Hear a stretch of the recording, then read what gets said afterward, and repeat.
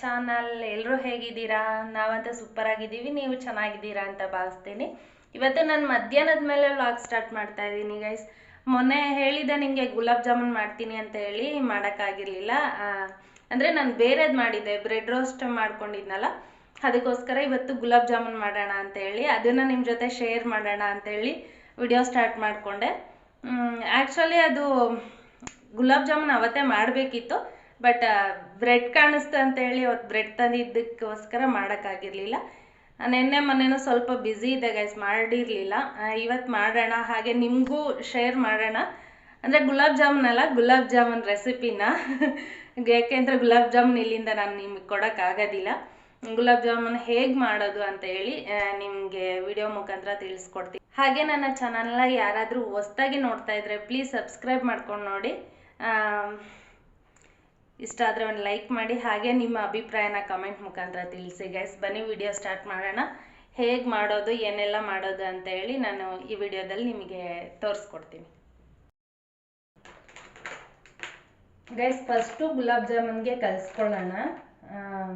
ಹಾಲು ಹಾಕಾದ್ರೂ ಕಲಿಸ್ಕೋಬೋದು ಅಥವಾ ನೀರು ಹಾಕಾದ್ರೂ ಕಲಿಸ್ಕೋಬೋದು. ನಾನು ನೀರಲ್ಲೇ ಕಲಿಸ್ತಾ ಇದ್ದೀನಿ, ಹಾಲಿಗೆ ಮತ್ತೆ ಕೆಳಗಡೆ ಹೋಗಿ ತರಬೇಕು ಗೈಸ್, ಅದಕ್ಕೆ ನೀರಲ್ಲೇ ಕಲಿಸ್ತಾ ಇದ್ದೀನಿ. ನಮ್ಮ ಮನೆಯವ್ರು ಬಂದಾಗ ಆದರೆ ಹೇಮಂತ್ ಆಗಲಿ ನಮ್ಮ ಯಜಮಾನ್ರಾಗಲಿ ಹಾಲು ತರ್ತಾರೆ, ಬಟ್ ನಾನು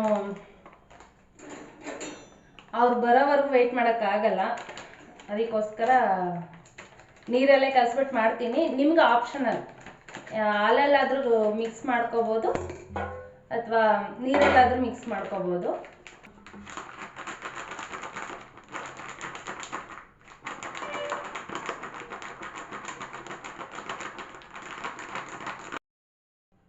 ನೋಡಿ, ಇಷ್ಟು ತೊಗೊಂಡಿದ್ದೀನಿ. 1 ಪಾಕೆಟ್ ಇದು ಎಷ್ಟು ಗ್ರಾಮ್ ಅಂದರೆ 175 ಗ್ರಾಮ್ ಅಂತೆ. 1/4 kg ಇಲ್ಲ ಗೈಸ್, ಇದು 175 ಗ್ರಾಮ್ ಇದೆ ಅಷ್ಟೇ. ನಮಗೆ ಸಾಕು, 3 ಜನ ಅಲ್ವಾ ಇರೋದು. ಸ್ವಲ್ಪ ನೀರು ಹಾಕೊಂಡು ಮಿಕ್ಸ್ ಮಾಡ್ಕೋಬೇಕು. ತುಂಬ ತೆಳುವಾಗಿ ಹೋಗ್ಬಿಡುತ್ತೆ. ಆಮೇಲೆ ಹಾಲಲ್ಲಿ ಕಲಸಿದ್ರೆ ಇನ್ನೂ ಚೆನ್ನಾಗಿರುತ್ತೆ ಗೈಸ್. ಸ್ವಲ್ಪ ಹಾಲು ಬಿಸಿ ಮಾಡ್ಕೊಂಡು ಕಲಸಿದ್ರೆ ಚೆನ್ನಾಗಿರುತ್ತೆ. ನಾನು ನೀರಲ್ಲೇ ಮಿಕ್ಸ್ ಮಾಡ್ತಾ ಇದ್ದೀನಿ.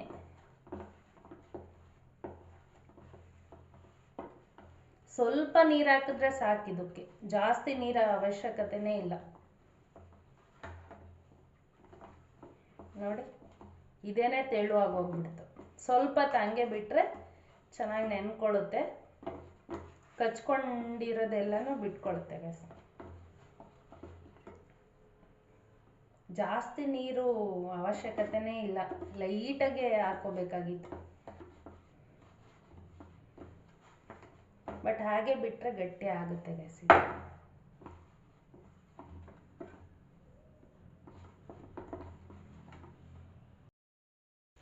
ಗೈಸ್, ಒಂದು ಕಡೆ ಅದೊಂದು ಕಲಸಿ ಇಟ್ಟಿದ್ದೀನಿ, ಇನ್ನೊಂದು ಕಡೆ ಪಾಕಕ್ಕೆ ಪಾಕ ಮಾಡ್ಕೋತಾ ಇದ್ದೀನಿ ಗೈಸ್. 3.5 ಗ್ಲಾಸ್ ನೀರು ಹಾಕಿದ್ದೀನಿ. ಅಂದರೆ ಇಟ್ಟು ನಾವು ಎಷ್ಟು ಕಲಿಸ್ಕೋತೀವೋ, ನಾವು ಅದು ಜಾಮೂನ್ಗೆ ಎಷ್ಟು ಬೇಕೋ ಅಷ್ಟು ಪಾಕ ಮಾಡ್ಕೊಳ್ಳೋಣ. ಅಂದರೆ ಜಾಸ್ತಿ ಮಾಡೋದಾದರೆ ಸ್ವಲ್ಪ ಪಾಕ ಜಾಸ್ತಿ ಇರಬೇಕು, ಇಲ್ಲ ಲೈಟಾಗಿ ಒಂದು 2-3 ಇಷ್ಟು ಪಾಕ ಸಾಕಾಗುತ್ತೆ ಗೈಸ್. ತುಂಬ ಜನ ಇದ್ದರೆ ಜಾಸ್ತಿ ಮಾಡ್ಕೋಬೇಕು.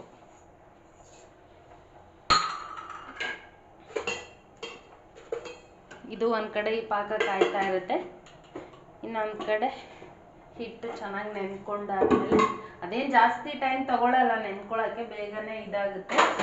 ಅದು ನೆನ್ಕೊಂಡಾದ್ಮೇಲೆ ಬಾಲ್ಸ್ ಥರ ಮಾಡ್ಕೊಂಬಿಟ್ಟು ಜಾಮೂನ್ ಗುಳಿಗೆ ಥರ ಅದನ್ನು ಡೀಪ್ ಫ್ರೈ ಮಾಡಿಕೊಂಡು ಪಾಕದಲ್ಲಿ ಹಾಕೋದು ಅಷ್ಟೇ ಗೈಸ್. ಈಸಿನೇ, ಬೇಗ ಆಗುತ್ತೆ ಜಾಮೂನೇನು. ಮಾಡೋಣ ಫ್ರೆಂಡ್ಸ್. ಇದೇನು ಸ್ವಲ್ಪ ಸ್ಮೂತ್ ಆಗಿದೆ ನೋಡಿ, ನೆನ್ಕೊಂಡಿದೆ ಚೆನ್ನಾಗಿ. ಇಷ್ಟಿದ್ರೆ ಸಾಕು.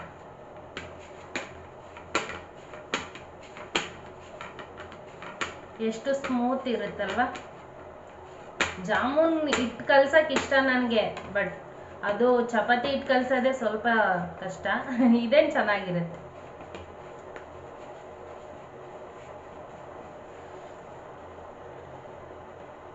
ಇದನ್ನ ಚಿಕ್ಕ ಚಿಕ್ಕದಾಗಿ ಉಂಡೆ ಮಾಡ್ಕೊಂಡು ಇಟ್ಕೊಳ್ಳೋಣ.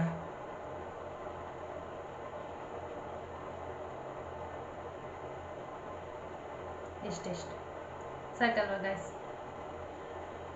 ಏಕೆಂದರೆ ಫ್ರೈ ಆದಮೇಲೆ ಜಾಸ್ತಿ ದೊಡ್ಡದಾಗ ಆಗುತ್ತೆ ಅಲ್ಲ, ಪಾಕದಲ್ಲಿ ಹಾಕಿದ್ಮೇಲೆ ಸ್ವಲ್ಪ ದಪ್ಪ ಬರುತ್ತೆ, ಅದಕ್ಕೆ ಅಷ್ಟೇ ಮಾಡ್ತಾಯಿದ್ದೀನಿ. ಒಂದು ಕಡೆ ಪಾಕನೂ ಕಾಯ್ತಾ ಇದೆ, ಒಂದು ಕಡೆ ರೌಂಡ್ ಬಾಲ್ಸ್ ಮಾಡ್ಕೊಂಡು ಇಟ್ಕೊಳ್ಳೋಣ.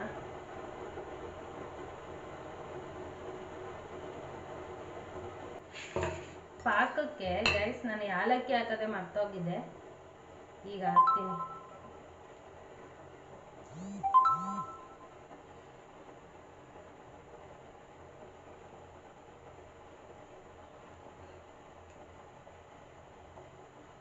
ಒಂದೆರಡು ಜಜ್ಜಿ ಹಾಕ್ತೀನಿ ಸ್ಮೆಲ್ಲಿಗೆ. ಯಾಲಕ್ಕಿ ಹಾಕೋದೆ ಮರ್ತೋಗಿದೆ ಗೈಸ್ ಪಾಕಕ್ಕೆ.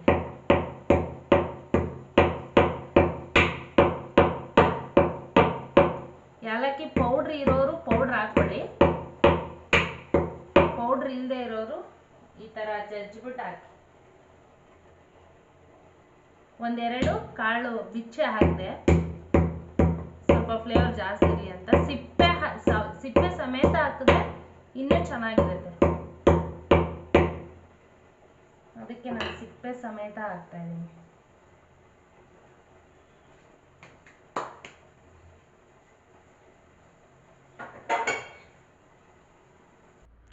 ಗೈಸ್ ನೋಡಿ ಮಳ್ತಾ ಇದೆ, ಈ ಥರ ಕುದಿ ಬಂದರೆ ಸಾಕು. ಇದಕ್ಕೇನು ಪಾಕ ಬರಬೇಕು ಅಂತ ಏನಿಲ್ಲ. ಜಾಮೂನ್ಗೆ ಸಕ್ಕರೆ ಎಲ್ಲ ಕರಗಿದ ಮೇಲೆ ಇಳಿಸಿದ್ರು ಸಾಕು ಗೈಸ್, ಇಷ್ಟು ಮಳ್ಳಿದ್ರೆ ಸಾಕು.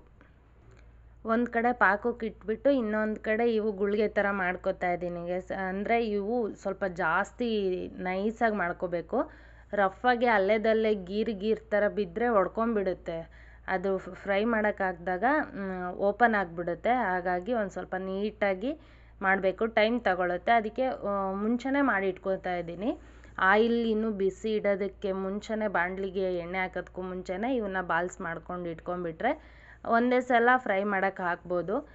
ಒಂದು ಕಡೆ ಅದು ಬಾಣಲಿ ಇಟ್ಟು ಇನ್ನೊಂದು ಕಡೆ ಇವನ್ನ ಬಾಲ್ಸ್ ಥರ ಮಾಡ್ಕೋತೀವಿ ಅಂದರೆ ಟೈಮ್ ಸಾಕಾಗಲ್ಲ, ಒಂದೊಂದು ಸೀದೋಗ್ತವೆ. ಒಂದು ಬೆಂದರೆ ಒಂದು ಬೇಯಲ್ಲ, ಅದಕ್ಕೋಸ್ಕರ ಮುಂಚೆನೇ ಒಂದು ಇಬ್ಬೆಗೆ ಎಷ್ಟು ಬೇಕಾಗುತ್ತೋ ಅಷ್ಟು ಮಾಡಿ ಇಟ್ಕೊಂಡ್ಬಿಡ್ಬೇಕು. ಇಲ್ಲಾಂದರೆ ಅಸಾಧ್ಯ ಆದರೆ ಅಷ್ಟೂ ಬಾಲ್ಸ್ ಥರ ಮಾಡಿ ಇಟ್ಕೋಬೋದು, ಏನಾಗಲ್ಲ. ನಾನು ಒಂದೊಂದು ಇಬ್ಬೆಗೆ ಮಾಡಿ ಇಟ್ಕೋತಾ ಇದ್ದೀನಿ. ಇನ್ನೂ ಎಣ್ಣೆ ಕೂಡ ಕಾಯಕ್ಕೆ ಇಟ್ಟಿಲ್ಲ ಗೈಸ್. ಇದು ಒಂದು ಸ್ವಲ್ಪ ಟೈಮ್ ತಗೊಳುತ್ತೆ, ಅದು ಓಪನ್ನಾಗಿ ಇರಬಾರ್ದು, ಅಂದರೆ ಒಂದು ಗೀರಷ್ಟು ಇರಬಾರ್ದು, ನೈಸಾಗಿ ಬರಬೇಕಿದು. ಅದಕ್ಕೋಸ್ಕರ ನೈಸಾಗಿ ಬಾಲ್ ಥರ ಮಾಡೋಕ್ಕೆ ಟೈಮ್ ತೊಗೊಳುತ್ತೆ ಅಂತ ಹೇಳಿ ಫಸ್ಟು ನೋಡಿ ಇಷ್ಟು ಮಾಡಿ ಇಟ್ಕೊಂಡಿದ್ದೀನಿ. ಈ ಕಡೆ ಇದೂ ಕಾದಿದೆ, ಇನ್ನು ಒಂದು ಬೌಲ್ಗೆ ಎಣ್ಣೆದು ಹಾಕ್ಕೊಂಡ್ರೆ ಸಾಕು. ಸಕ್ಕರೆ ನಿಮಗೆ ಎಷ್ಟು ಸ್ವೀಟ್ ಬೇಕೋ ಅಷ್ಟು ಹಾಕ್ಕೊಳ್ಳಿ.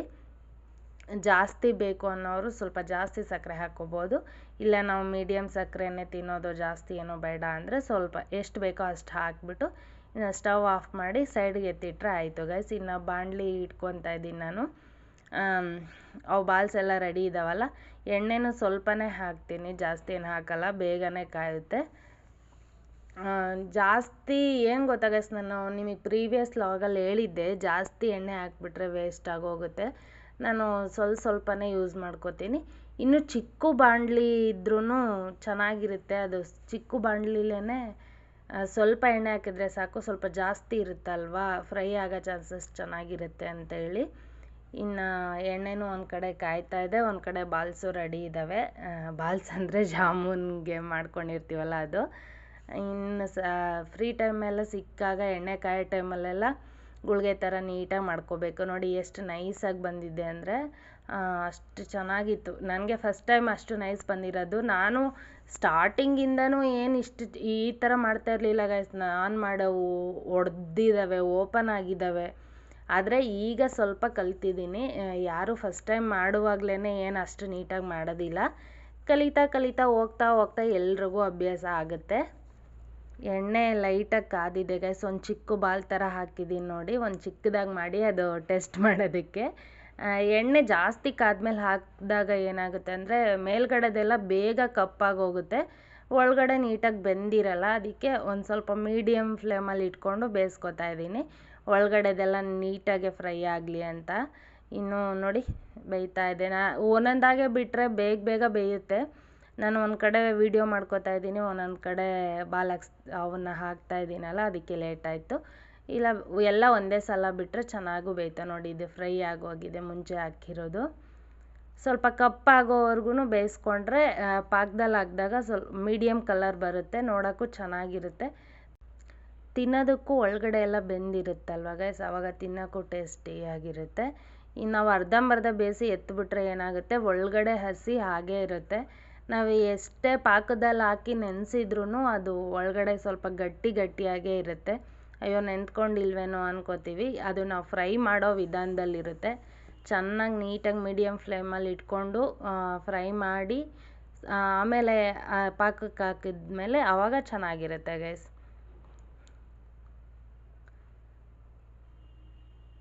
ನೋಡಿ ಫ್ರೈ ಆಗಿದೆ, ಒಂದೊಂದೆಲ್ಲ ಕಪ್ಪು ಬಂದಿದೆ, ಮುಂಚೆ ಹಾಕಿರೋದೆಲ್ಲ ತುಂಬ ಕಪ್ಪಾಗಿದೆ ನೋಡಿ. ಇಷ್ಟು ಫ್ರೈ ಆದರೆ ಸಾಕು. ಇನ್ನು ಅದನ್ನೆಲ್ಲ ತೆಗೆದು ನಾನೇನು ಮಾಡ್ತೀನಿ, ಎಲ್ಲರೂ ತೆಗೆದ ತಕ್ಷಣ ಪಾಕಕ್ಕೆ ಹಾಕ್ತಾರೆ. ನಾನು ಒಂದು 5 ನಿಮಿಷ, ಒಂದು 10 ನಿಮಿಷ 5 ನಿಮಿಷ ಒಂದು ಸ್ವಲ್ಪ ಬಿಸಿ ಆರೋವರೆಗೂ ನಾನೊಂದು ಬೌಲಲ್ಲಿ ಹಾಕೋತೀನಿ. ಏಕೆಂದರೆ ಅವು ಈಗ ತಾನೇ ಫ್ರೈ ಮಾಡಿರ್ತೀವಲ್ಲ, ಡೈರೆಕ್ಟ್ ಹಾಕಿಬಿಟ್ರೆ ಪಾಕಕ್ಕೆ ಅದೇನಾಗುತ್ತೆ, ಒಡ್ಕೊಳ್ಳೋ ಚಾನ್ಸಸ್ ತುಂಬ ಇರುತ್ತೆ. ಅದಕ್ಕೋಸ್ಕರ ನಾನು ಹಿಂಗೆ ಒಂದು ಬೌಲಲ್ಲಿ ಹಾಕಿ ಇಟ್ಕೊತೀನಿ. ಒಂದು ಸ್ವಲ್ಪ ಆರಿದಾದಮೇಲೆ ಈ ಥರ ಪಾಕಕ್ಕೆ ಹಾಕ್ತೀನಿ. ಆವಾಗ ನಮಗೆ ನೋಡೋಕ್ಕೂ ಚೆನ್ನಾಗಿ ಕಾಣುತ್ತೆ, ಒಡ್ಕೊಳ್ಳೋದು ಇಲ್ಲ. ನಂದು ನಿಜ ಹೇಳಬೇಕಂದ್ರೆ ಫಸ್ಟ್ ಟೈಮ್ ಈ ಥರ ರೌಂಡಾಗಿ ಒಂದು ಒಡ್ಕೊಂಡಿರ ಬಂದಿರೋದಂದರೆ ಫಸ್ಟ್ ಟೈಮು. ನನಗೆ ತುಂಬ ಖುಷಿ ಆಗ್ತಿದೆ. ಒಂದಷ್ಟು ಡ್ರೈ ಜಾಮ್ ಮಾಡ್ಕೋತಾ ಇದ್ದೀನಿ, ಒಂದಷ್ಟು ಪಾಕ ಇರೋ ಜಾಮ್ ಮಾಡ್ತಾಯಿದ್ದೀನಿ. ಬೇಕು ಅಂದರೆ ಪಾಕನೂ ಕುಡ್ಕೋಬೋದು. ನಮ್ಮ ಹೇಮಂತ್ಗೆ ಏನು ಆಪ್ಷನ್, ಅವ್ನಿಗೆ ಏನು ಬೇಕೋ ಅದು ಮಾಡ್ಕೋತೇನೆ. ನಮ್ಮ ಮನೆಯವ್ರು ಜಾಸ್ತಿ ಪಾಕ ಎಲ್ಲ ಕುಡಿಯೋದಿಲ್ಲ, ಅದಕ್ಕೆ ನಾನು ಕೊಬ್ಬರಿನ ಕಟ್ ಮಾಡಿಬಿಟ್ಟು ಮಿಕ್ಸಿಗೆ ಹಾಕ್ಕೊಂಡು ತುರಿದು ಎತ್ತಿಟ್ಕೊಂಡಿದ್ದೀನಿ.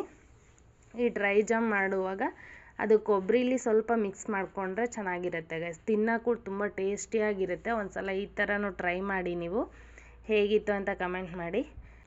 ಇದನ್ನು ಗೈಸ್ ತುಂಬ ಪುಡಿ ಮಾಡಿಕೊಂಡು ಮೇಲೆ ಉದುರಿಸಿದ್ರೆ ಚೆನ್ನಾಗಿ ಅಂಟ್ಕೊಳ್ಳುತ್ತೆ. ನಾನು ಪ್ಲೇಟಲ್ಲೇ ಇತ್ತಲ್ಲ ಅದರಲ್ಲೇ ಹಾಕಿಬಿಟ್ಟು ಮಿಕ್ಸ್ ಮಾಡ್ತಾಯಿದ್ದೀನಿ.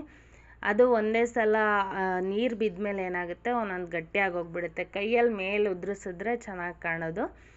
ಬಟ್ ಈಗಲೂ ಪರವಾಗಿಲ್ಲ ಗೈಸ್, ಚೆನ್ನಾಗಿದೆ, ತುಂಬ ಟೇಸ್ಟಿಯಾಗೂ ಇರುತ್ತೆ. ನೀವು ಒಂದು ಸಲ ಟ್ರೈ ಮಾಡಿ, ಹೇಗೆ ಬಂತು ಅಂತ ಕಮೆಂಟ್ ಮಾಡಿ. ಹಾಗೆ ನನ್ನ ಚಾನಲ್ನ ಯಾರೆಲ್ಲ ಹೊಸ್ದಾಗಿ ನೋಡ್ತಾ ಇದ್ದೀರಾ ಸಬ್ಸ್ಕ್ರೈಬ್ ಮಾಡ್ಕೊಂಡು ನೋಡಿ ಗೈಸ್. ನಿಮ್ಮ ಹತ್ರ ನಾನು ಇದೊಂದೇ ಕೇಳ್ಕೊಳ್ಳೋದು, ಇನ್ನೇನಿಲ್ಲ. ನನ್ನ ಚಾನಲ್ ಇಷ್ಟ ಆದರೆ ಲೈಕ್ ಮಾಡಿ, ಹಾಗೆ ಶೇರ್ ಮಾಡಿ, ಕಮೆಂಟ್ ಮಾಡಿ. ನೋಡಿ ನಾನು ಬೇಗನೆ ಹಾಕಿದ್ದೆ, ಹಾಗಾಗಿ ಒಂದು ಸ್ವಲ್ಪ ತ್ಯಾವಾಗಿದೆ. ಅದು ಮಿಕ್ಸಿಗೆ ಹಾಕಿದ ತಕ್ಷಣವೇ ತೆಗೆದ್ರೆ ಸ್ವಲ್ಪ ಬಿಸಿ ಇರುತ್ತಲ್ಲ, ಅಷ್ಟು ಪುಡಿಯಾಗಿರಲ್ಲ, ತುಂಬ ನುಣ್ಣಗಾಗಿದೆ. ಇನ್ನೂ ಸ್ವಲ್ಪ ರಫ್ ಮಾಡಬೇಕಾಗಿತ್ತು ತೆಂಗಿನ ಪುಡಿನ. ಅಂದರೆ ಇದು ನಾನು ಕೊಬ್ಬರಿ ಯೂಸ್ ಮಾಡಿರೋದು, ತೆಂಗಿನಕಾಯಿ ಅಲ್ಲ. ಕೊಬ್ಬರಿ ಯೂಸ್ ಮಾಡಿದ್ರೆ ಪೌಡರ್ ಥರ ಇರುತ್ತಲ್ಲ, ಅವಾಗ ಇನ್ನೂ ಚೆನ್ನಾಗಿರುತ್ತೆ. ಕಾಯಿ ಆದರೆ ಏನಾಗುತ್ತೆ, ಹಾಲಲ್ಲಿ ಥರ ಆಗೋಗುತ್ತೆ, ತೆಂಗಿನ ಹಾಲು ಥರ ಆಗುತ್ತೆ. ಇದು ಕೊಬ್ಬರಿ ಆಗಿರೋದ್ರಿಂದ ಪುಡಿ ಚೆನ್ನಾಗಿ ಬರ್ತಾಯಿದೆ. ತುರಿದು ಹಾಕ್ಬೋದಿತ್ತು, ಬಟ್ ತುರಿದಾಗ ಏನಾಗುತ್ತೆ, ದೊಡ್ಡದಾಗಿ ಕಾಣಿಸುತ್ತೆ. ಚಿಕ್ಕದಾಗಾದರೆ ಈ ಥರ ಇರುತ್ತೆ ನೋಡಿ ಗೈಸ್. ನಾನು ರೀಸೆಂಟಾಗಿ ಆಂಜನೇಯನ ಸ್ವಾಮಿದು ಇದಿತ್ತಲ್ಲ, ಹನುಮಾನ್ ಜಯಂತಿ ಆಯ್ತಲ್ಲ ಗೈಸ್, ಅವತ್ತು ಅಲ್ಲಿ ಪ್ರಸಾದವಾಗಿ ಊಟದ ಜೊತೆಗೆ ಒಂದು ಜಾಮೂನ್ ಕೊಡ್ತಾಯಿದ್ರು. ಅವತ್ತು ಅಂದ್ಕೊಂಡಿದ್ದೆ ಗೈಸ್, ನಾನು ಈ ಥರ ಟ್ರೈ ಮಾಡಬೇಕಲ್ಲ, ತುಂಬ ಚೆನ್ನಾಗಿದೆ ಅಂತ ಹೇಳಿ ಅವತ್ತು ಅಂದ್ಕೊಂಡಿದ್ದು, ಮತ್ತು ಇವತ್ತು ಮಾಡಿದ್ದೀನಿ. ಫೈನಲಿ ಚೆನ್ನಾಗೇ ಇತ್ತು ಟೇಸ್ಟೂ. ನಮ್ಮ ಮನೆಯವರು ಹೇಮಂತ್ ಎಲ್ಲ ತಿಂದು ಆದಮೇಲೆ ನಾನು ಟೇಸ್ಟ್ ಮಾಡ್ತಾಯಿದ್ದೀನಿ, ಅವರೆಲ್ಲ ಹ್ಞೂ ಅಂದಮೇಲೆ. ನೋಡೋಣ, ನಂಗೆ ಸ್ಟಾರ್ಟಿಂಗ್ ಭಯ ಇತ್ತು ಹೇಗಿರುತ್ತೋ ಏನೋ ಅಂತ, ಆದರೂ ಫೈನಲಿ ಸಕ್ಕತ್ತಾಗಿತ್ತು ಟೇಸ್ಟೂ. ನೀವು ಟ್ರೈ ಮಾಡಿ, ಇಷ್ಟ ಆದರೆ ಕಮೆಂಟ್ ಮಾಡಿ ಗೈಸ್ ಚೆನ್ನಾಗಿತ್ತು ಅಂತ. ನಾಳೆ ಹೊಸ ವಿಡಿಯೋದೊಂದಿಗೆ ನಿಮ್ಮ ಮುಂದೆ ಬರ್ತೀನಿ. ಅಲ್ಲಿವರೆಗೂ ಕೀಪ್ ವಾಚಿಂಗ್.